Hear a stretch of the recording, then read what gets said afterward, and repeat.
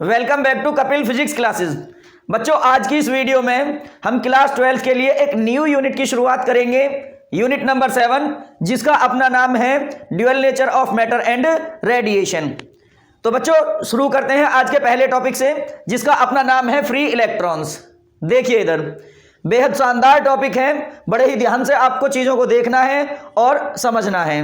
देखिए इधर, मान लीजिए बच्चों कि ये है मेरे पास में एक एटम। अब जैसा कि हम सभी जानते हैं, एटम के सेंटर पर होता है इसका अपना न्यूक्लियस, और हम ये भी जानते हैं कि न्यूक्लियस के चारों तरफ डिफरेंट ऑर्बिट्स में रिवॉल्व करते हैं इलेक्ट्रॉन्स। अब ध्यान से सुनना बच्चों जो बोलने वाला हूं। एटम के अंदर जो आउटर मोस्ट शेल होती है, उसमें जितने भी इलेक्ट्रॉन्स रिवॉल्व कर रहे होते हैं, और जो इलेक्ट्रॉन्स न्यूक्लियस के साथ लूजली बाउंड होते हैं, उन इलेक्ट्रॉन्स को बोला जाता है बच्चों फ्री इलेक्ट्रॉन्स। मैं एक बार फिर से बोलता हूं, बड़े ही ध्यान से आपको सुनना है और समझना है। एटम के अंदर आउटर मोस्ट सेल में जो इलेक्ट्रॉन्स रिवॉल्व कर रहे होते हैं और न्यूक्लियस के साथ लूजली बाउंड होते हैं, उन सभी इलेक्ट्रॉन्स को बोला जाता है फ्री इलेक्ट्रॉन्स। चलिए बच्चों बात करते हैं नेक्स्ट टॉपिक की। नेक्स्ट टॉपिक है रिस्ट्रेनिंग फोर्स। देखिए इधर, मान लीजिए कि यह है मेरे पास में किसी एक मेटल की सरफेस। अब जैसा कि हम जानते हैं, जितने भी मेटल्स होते हैं वो सभी होते हैं कंडक्टर्स, और कंडक्टर्स के अंदर लार्ज नंबर में प्रेजेंट होते हैं फ्री इलेक्ट्रॉन्स। और ये जो फ्री इलेक्ट्रॉन्स होते हैं ना बच्चों, ये मेटल सरफेस के अंदर एक एटम से दूसरे एटम के अंदर आते जाते रहते हैं, या यूं कह लीजिए कि जितने भी फ्री इलेक्ट्रॉन्स होते हैं ये within the surface of metal free to move होते हैं। लेकिन ये जो फ्री इलेक्ट्रॉन्स होते हैं, ये चाह कर के भी इस मेटल सरफेस को छोड़कर बाहर नहीं जा सकते, क्योंकि आप ऐसे मान लीजिए, यदि ये इलेक्ट्रॉन इस मेटल सरफेस को छोड़कर इसमें से बाहर निकलता है, तो जैसे ही ये इलेक्ट्रॉन मेटल सरफेस से बाहर निकलेगा, तो ये जो मेटल सरफेस है ये एक पॉजिटिव चार्ज एक्वायर कर लेती है। अब ये जो पॉजिटिव चार्ज है, ये इस इलेक्ट्रॉन को इलेक्ट्रोस्टैटिक फोर्स लगाकर अपनी तरफ वापस से क्या करता है, अट्रैक्ट। जब अट्रैक्ट करेगा तो ये इलेक्ट्रॉन वापस से इसी मेटल सरफेस के अंदर आ जाता है। तो बच्चों बड़े ध्यान से आपको सुनना है, जब एक फ्री इलेक्ट्रॉन मेटल सरफेस को छोड़कर बाहर जाता है, तो ठीक उसी वक्त जिस वक्त वो मेटल सरफेस से बाहर निकल रहा होता है, उसी वक्त मेटल सरफेस पर एक पॉजिटिव चार्ज डेवलप होता है, और वो इस इलेक्ट्रॉन को जो मेटल सरफेस से बाहर निकला है वापस से अपनी तरफ क्या कर लेता है, अट्रैक्ट। और जिस फोर्स से ये अट्रैक्ट करता है उस फोर्स को बोला जाता है रिस्ट्रेनिंग फोर्स। यही वो फोर्स है बच्चों जिसकी वजह से इलेक्ट्रॉन मेटल की सरफेस के अंदर ही अंदर मूव करते रहते हैं और मेटल सरफेस को छोड़कर बाहर नहीं जाते हैं।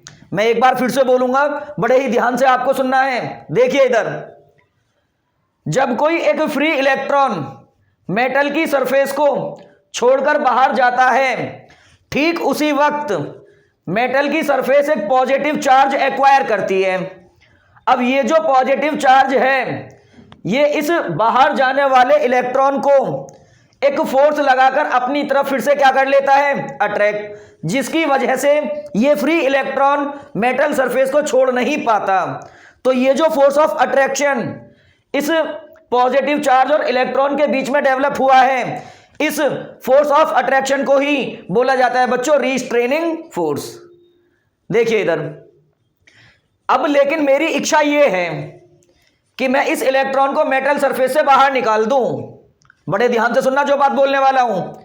अब मेरी इच्छा यह है कि मैं इस फ्री इलेक्ट्रॉन को मेटल सरफेस से बाहर निकाल दूं, तो जरूरी यह होगा कि मैं इस इलेक्ट्रॉन को बाहर से कुछ एनर्जी प्रोवाइड करूं, क्योंकि जब मैं इस इलेक्ट्रॉन को एनर्जी प्रोवाइड करूंगा तभी ये इस रिस्ट्रेनिंग फोर्स को ओवरकम करेगा और करके बाहर निकल पाएगा। बड़े ध्यान से सुनना बच्चों फिर से, मैं चाहता हूं कि ये जो इलेक्ट्रॉन है इस मेटल सरफेस से बाहर आ जाए। तो ये बाहर कब आ पाएगा? जब मैं इसे बाहर से कुछ एनर्जी प्रोवाइड करूंगा। एक टाइम ऐसा आएगा कि मैं इस इलेक्ट्रॉन को बाहर से कुछ एनर्जी प्रोवाइड करूंगा और उस एनर्जी की वजह से ये फ्री इलेक्ट्रॉन इस रिस्ट्रेनिंग फोर्स को ओवरकम करके मेटल सरफेस से बाहर आ जाएगा। तो ध्यान से सुन लेना बच्चों फिर से, किसी भी इलेक्ट्रॉन को मेटल सरफेस से बाहर निकालने के लिए जो हमें मिनिमम एनर्जी की रिक्वायरमेंट होती है ना, उस रिक्वायर्ड मिनिमम एनर्जी को बोला जाता है बच्चों वर्क फंक्शन। क्या बोलते हैं? Work function. तो अब हमारा जो नेक्स्ट टॉपिक है वो है वर्क फंक्शन। एक बार फिर से बोलूंगा, बस सुन लेना लास्ट टाइम। मेटल सरफेस के अंदर से किसी भी एक फ्री इलेक्ट्रॉन को बाहर निकालने के लिए, बोले तो एमिट कराने के लिए जिस मिनिमम एनर्जी की रिक्वायरमेंट होती है, उस मिनिमम रिक्वायर्ड एनर्जी को वर्क फंक्शन कहा जाता है बच्चों। क्या कहते हैं? Work function.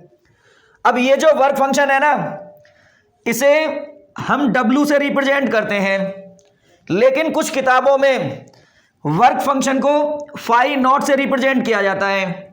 तो आपको घबराना नहीं है, हम यहां पर W लेकर चलेंगे। यदि कहीं पर आपको फाई नॉट लिखा मिल जाए तो आपको तुरंत समझ लेना है कि फाई नॉट यहां पर क्या है? Work function. फाई नॉट क्या है यहां पर? Work function. अब हम नेक्स्ट टॉपिक जिसका नाम है इलेक्ट्रॉन एमिशन।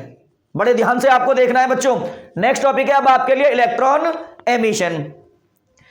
किसी भी मेटल सरफेस के अंदर से फ्री इलेक्ट्रॉन्स को बाहर निकालने का, बोले तो एमिट कराने का जो फिनोमिना होता है ना बच्चों, उस फिनोमिना को बोला जाता है इलेक्ट्रॉन एमिशन। Electron emission. अब ये जो इलेक्ट्रॉन एमिशन है ये होते हैं 4 टाइप्स के। कितने टाइप्स के होते हैं बच्चों? 4 टाइप्स के, जिनमें से पहला होता है थर्मायनिक एमिशन। थर्मायनिक एमिशन। दूसरा होता है photo electric emission. Photo electric emission, जिसे हम कभी कभी फोटो इलेक्ट्रिक इफेक्ट भी कह देते हैं। यह बताऊंगा कि क्यों कहते हैं। बात करते हैं थर्ड पॉइंट की। तो इसका जो थर्ड टाइप होता है वो होता है फील्ड एमिशन। क्या होता है बच्चों? Field emission. और जो इसका फोर्थ टाइप है वो होता है सेकेंडरी एमिशन। Secondary emission. बच्चों बात करेंगे नेक्स्ट पॉइंट की, जिसका नाम है फोटो इलेक्ट्रिक एमिशन या फिर फोटो इलेक्ट्रिक इफेक्ट। अब आप अगर इस पॉइंट को समझना चाहते हो तो पहले आपको एक छोटा सा टॉपिक और समझना होगा, जिसका नाम है क्वांटम थ्योरी।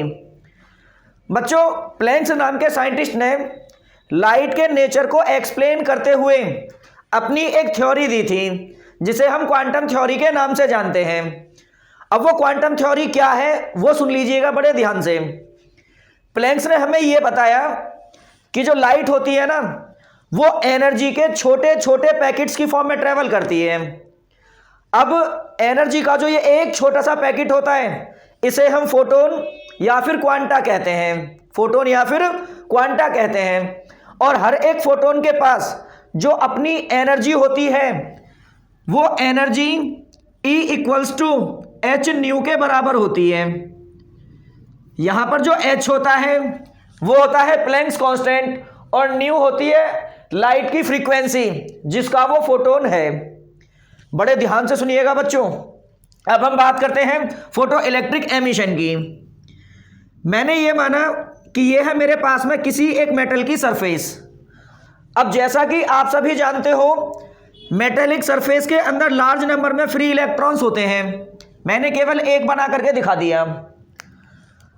बच्चों जब हम इस मेटेलिक सरफेस के ऊपर सफिशिएंट फ्रीक्वेंसी की सनलाइट को इंसिडेंट कराते हैं, तो इस मेटेलिक सरफेस के अंदर से इलेक्ट्रॉन्स निकलना शुरू हो जाते हैं।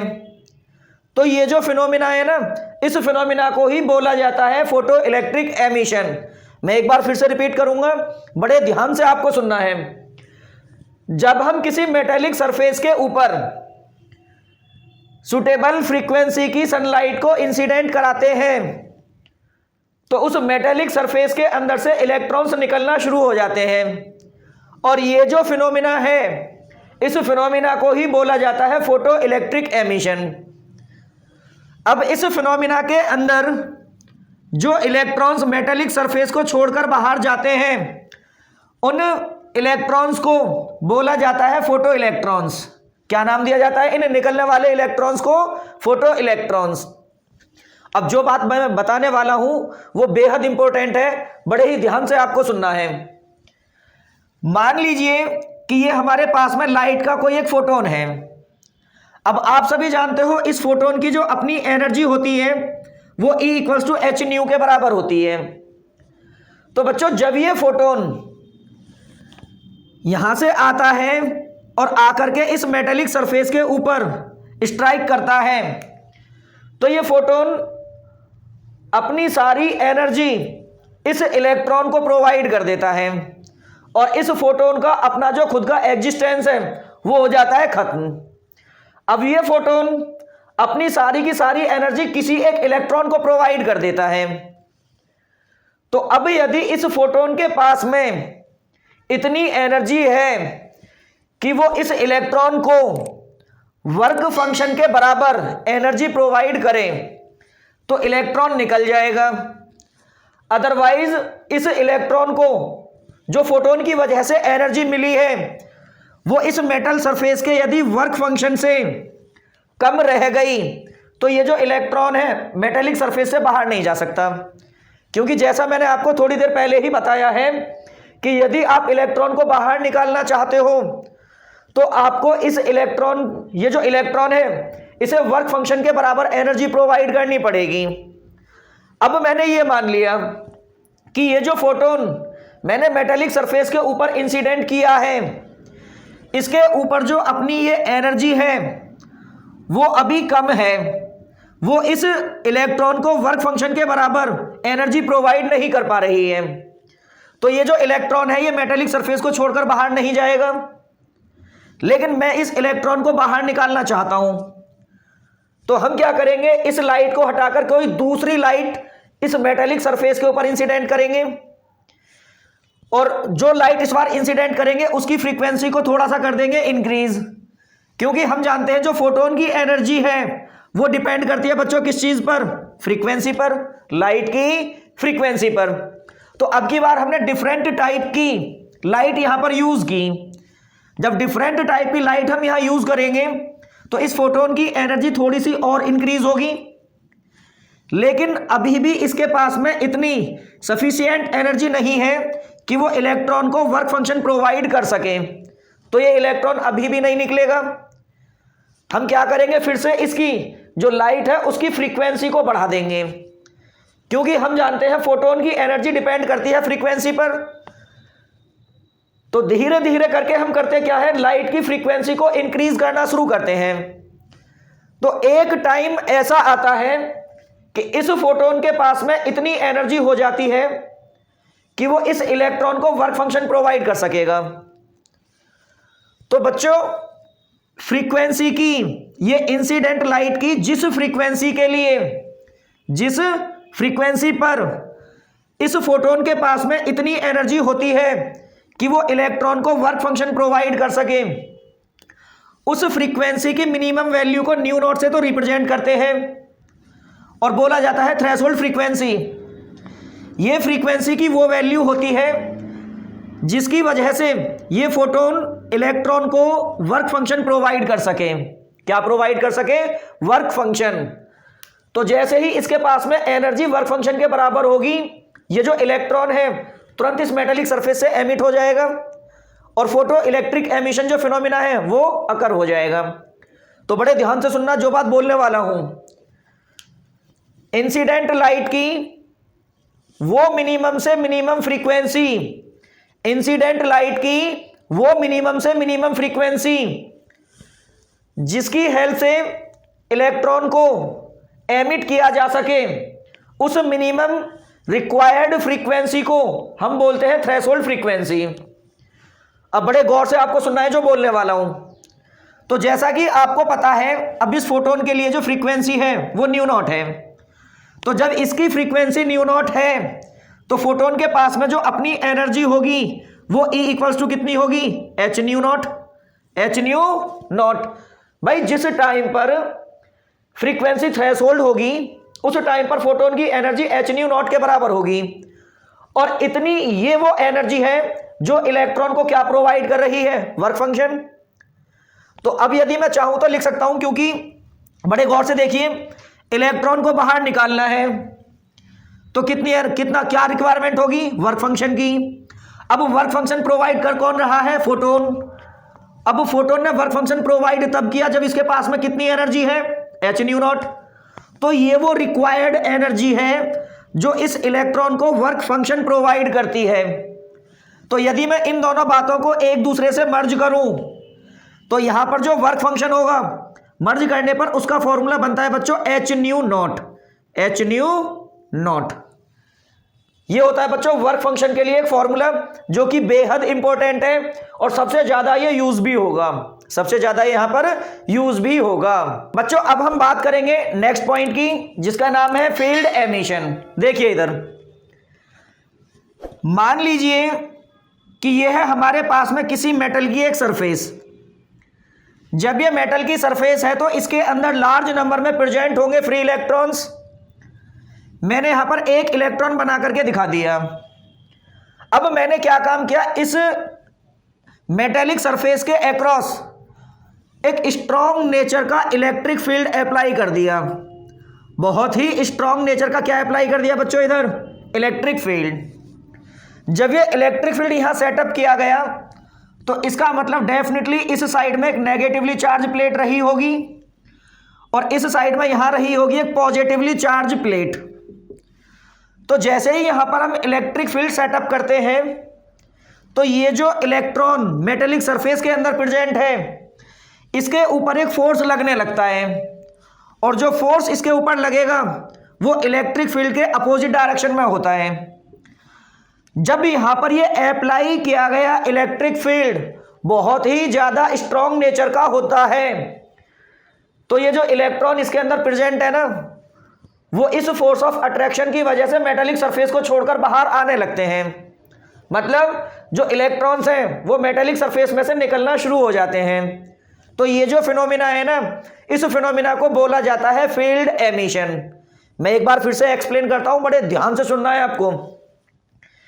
किसी भी मेटेलिक सरफेस के across strong electric field apply करके मेटेलिक सरफेस में से इलेक्ट्रॉन्स को एमिट कराने का जो फिनोमिना होता है उसे बोला जाता है फील्ड एमिशन।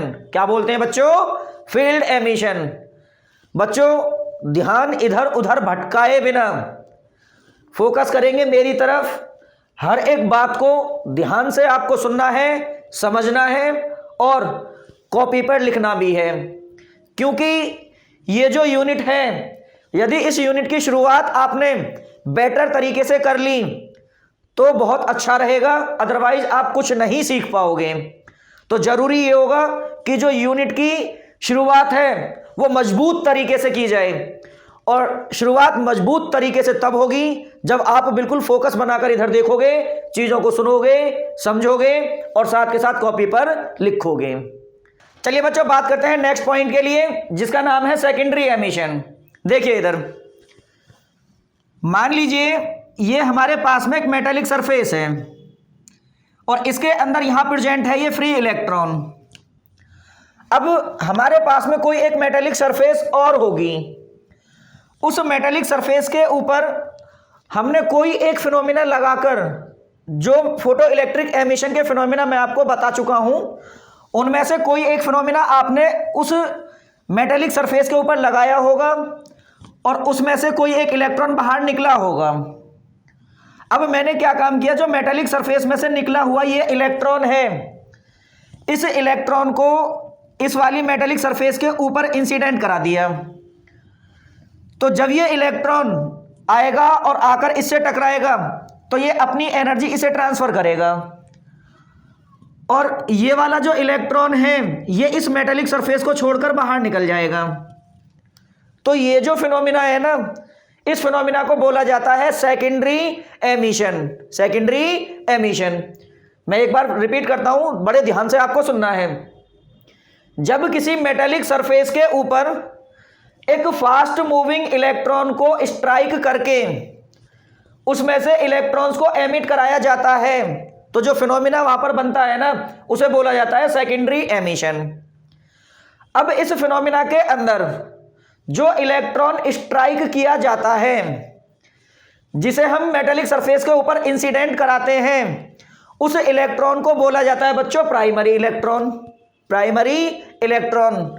और जो इलेक्ट्रॉन यहां से निकल करके बोले तो एमिट होके बाहर जाता है, इस इलेक्ट्रॉन को बोला जाता है सेकेंडरी इलेक्ट्रॉन। क्या बोलते हैं बच्चों? Secondary electron. बच्चों अब हमारा नेक्स्ट टॉपिक है क्वांटम थ्योरी। अभी थोड़ी देर पहले भी मैंने एक्सप्लेन किया था, लेकिन अब पूरी डिटेल में मैं एक्सप्लेन करूंगा, बड़े ध्यान से आपको सुनना है। प्लैंक्स नाम के साइंटिस्ट ने लाइट के नेचर को एक्सप्लेन करते हुए अपनी एक थ्योरी दी थी, और उस थ्योरी को बोला जाता है क्वांटम थ्योरी।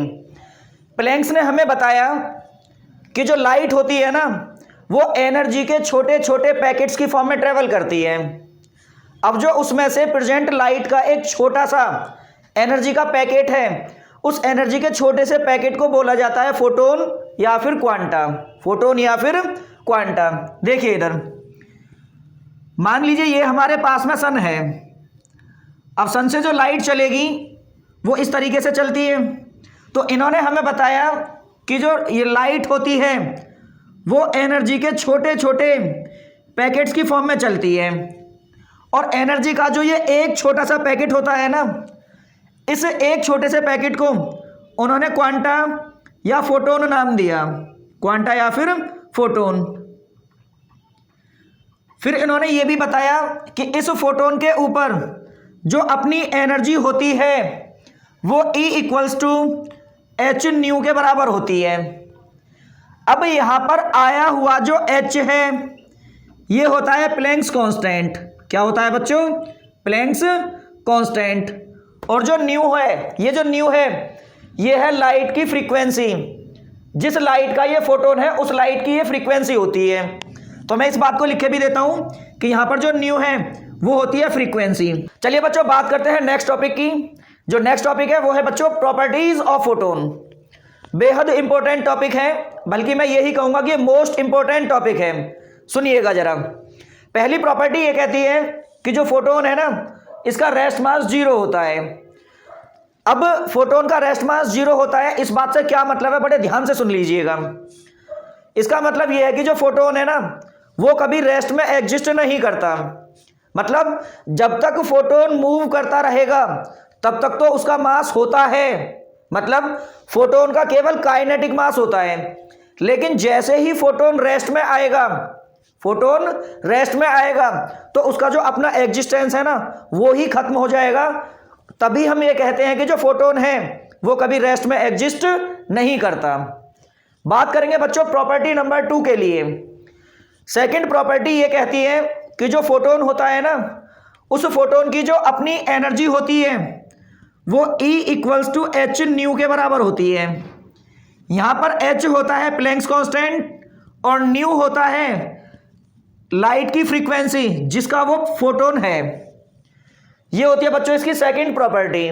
बात करेंगे बच्चों फोटोन की थर्ड प्रॉपर्टी के लिए। थर्ड प्रॉपर्टी ये कहती है कि जब कोई एक फोटोन ट्रेवल करके एक मीडियम से दूसरे मीडियम में जाता है तो फोटोन के मूव करने की जो स्पीड है वो भी चेंज हो जाती है। फोटोन की जो अपनी वेवलेंथ होती है वो भी चेंज हो जाती है। लेकिन यदि नहीं चेंज होगी कोई चीज तो वो होती है फोटोन की अपनी फ्रीक्वेंसी। फिर से सुन लीजिएगा। जब कोई एक फोटोन ट्रेवल करके एक मीडियम से दूसरे मीडियम में जाता है तो फोटोन की अपनी स्पीड भी चेंज हो जाती है, वेवलेंथ भी चेंज हो जाती है, लेकिन कभी नहीं चेंज होने वाली जो प्रॉपर्टी है वो होती है बच्चों क्या? फ्रीक्वेंसी। क्योंकि जो फ्रीक्वेंसी है ना वो एक इनहेरेंट प्रॉपर्टी है। कौन सी प्रॉपर्टी है बच्चों?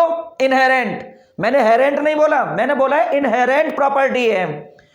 इनहेरेंट से मतलब है कि जो फ्रीक्वेंसी है ना वो मीडियम पर डिपेंड नहीं करती, वो सोर्स पर डिपेंड करती है। अब बात करेंगे बच्चों फोर्थ प्रॉपर्टी के लिए। फोर्थ प्रॉपर्टी ये कहती है कि जो फोटोन होता है ना, फोटोन का जो अपना लीनियर मोमेंटम होता है जिसे हम p से रिप्रेजेंट करते हैं वो h बाई लैम्डा के इक्वल होता है। हालांकि इस बात को हम थोड़ा आगे चलकर प्रूव भी करके दिखाएंगे, अभी केवल आपको ये सुनना है कि जब फोटोन ट्रेवल करता है तो फोटोन का जो लीनियर मोमेंटम होता है p वो h बाई लैम्डा के इक्वल्स होता है। यहां पर आया हुआ जो h है ये होता है प्लैंक्स कांस्टेंट और लैम्डा होती है लाइट की वेवलेंथ। जिस लाइट का फोटोन पार्ट होता है उसी लाइट की होती है वेवलेंथ। इस बात को हम थोड़ा आगे चलकर प्रूव भी करके दिखाएंगे, बस सिर्फ अभी सुन लीजिए कि फोटोन का जो लीनियर मोमेंटम होता है वो h बाई लैम्डा के इक्वल्स होता है बच्चों। चलिए बच्चों बात करते हैं नेक्स्ट टॉपिक के लिए। नेक्स्ट टॉपिक है थ्रेशोल्ड फ्रीक्वेंसी। हालांकि मैं इस टॉपिक को पहले एक्सप्लेन कर भी चुका हूं जब मैंने फोटो इलेक्ट्रिक एमिशन बताया था, तो इस चीज़ को मैंने एक्सप्लेन भी किया था, लेकिन मैं फिर से बता देता हूं, बड़े ध्यान से आपको देखना है बच्चों। मैंने माना कि यह है मेरे पास में एक मेटेलिक सरफेस और इस सरफेस के अंदर ये है बेटा फ्री इलेक्ट्रॉन्स। अब मैं इस फ्री इलेक्ट्रॉन को मेटेलिक सरफेस से बाहर निकालना चाहता हूं, तो उसके लिए हम क्या करते हैं, इसके ऊपर बेटा सनलाइट इंसिडेंट कराते हैं और सनलाइट के अंदर प्रेजेंट होते हैं फोटोन, या यूं कह लीजिए कि जो लाइट हम इंसिडेंट कराते हैं उस लाइट की अपनी फ्रीक्वेंसी होती है। क्या होती है? फ्रीक्वेंसी, जिसे न्यू से रिप्रेजेंट करते हैं। तो ये जो फोटोन है इसकी अपनी एनर्जी कितनी होगी? E equals to H nu के बराबर होगी। तो देखिए इधर किसी भी मेटेलिक सरफेस के अंदर से इलेक्ट्रॉन्स को एमिट कराने के लिए इंसिडेंट लाइट की जो मिनिमम फ्रीक्वेंसी हमें रिक्वायर होती है उस मिनिमम फ्रीक्वेंसी को बोला जाता है थ्रेशोल्ड फ्रीक्वेंसी। और मैंने पहले भी बताया था, अब भी बताता हूं कि थ्रेशोल्ड फ्रीक्वेंसी को न्यू नॉट से रिप्रेजेंट करते हैं। किससे रिप्रेजेंट करते हैं? न्यू नॉट से। एक बार फिर से सुन लीजिएगा, किसी भी मेटेलिक सरफेस से इलेक्ट्रॉन्स को एमिट कराने के लिए इंसिडेंट लाइट की जो मिनिमम फ्रीक्वेंसी रिक्वायर होती है उस रिक्वायर्ड मिनिमम फ्रीक्वेंसी को थ्रेशोल्ड फ्रीक्वेंसी कहा जाता है बच्चों। अब हमारा जो नेक्स्ट टॉपिक है वो है थ्रेशोल्ड वेवलेंथ। थ्रेशोल्ड वेवलेंथ, बड़े ध्यान से देखिएगा बच्चों। जब यहां पर इस लाइट की फ्रीक्वेंसी को हम मिनिमम रखेंगे तो इसकी जो वेवलेंथ होगी वो मैक्सिमम होगी। कैसी होगी? मैक्सिमम। तो बच्चों मेटेलिक सरफेस के अंदर से इलेक्ट्रॉन्स को एमिट कराने के लिए लाइट की जो मैक्सिमम से मैक्सिमम वेवलेंथ हमें रिक्वायर होती है ना, उस मैक्सिमम रिक्वायर्ड वेवलेंथ को ही बोला जाता है थ्रेशोल्ड वेवलेंथ। क्या बोलते हैं बच्चों? Threshold wavelength. अब थ्रेशोल्ड वेवलेंथ को हम लैम्डा नॉट से रिप्रेजेंट करते हैं। आपने 11th में एक फॉर्मूला पढ़ा होगा, nu equals to C by lambda. अब इस फॉर्मूले के बेसिस पर यदि मुझे लैम्डा लिखना हो तो लैम्डा का नॉर्मली फॉर्मूला बन जाएगा सी बाई कितना? Nu, C by nu. लेकिन जब आप न्यू को न्यू नॉट करोगे, मिनिमम करोगे, तो लैम्डा मैक्सिमम होगा। और मैक्सिमम वेवलेंथ जिसे थ्रेशोल्ड वेवलेंथ बोलते हैं उसे हम लैम्डा नॉट से रिप्रेजेंट करते हैं बच्चों। तो ये होती है थ्रेशोल्ड वेवलेंथ की कहानी। बच्चों आज की वीडियो में सिर्फ इतना ही। अगर आपको ये वीडियो अच्छी लगी हो तो ऐसी ही हेल्पफुल वीडियोस देखने के लिए हमारे चैनल कपिल फिजिक्स क्लासेस को सब्सक्राइब करें और हमारी इन वीडियोस को ज़्यादा से ज़्यादा शेयर करें। थैंक्स।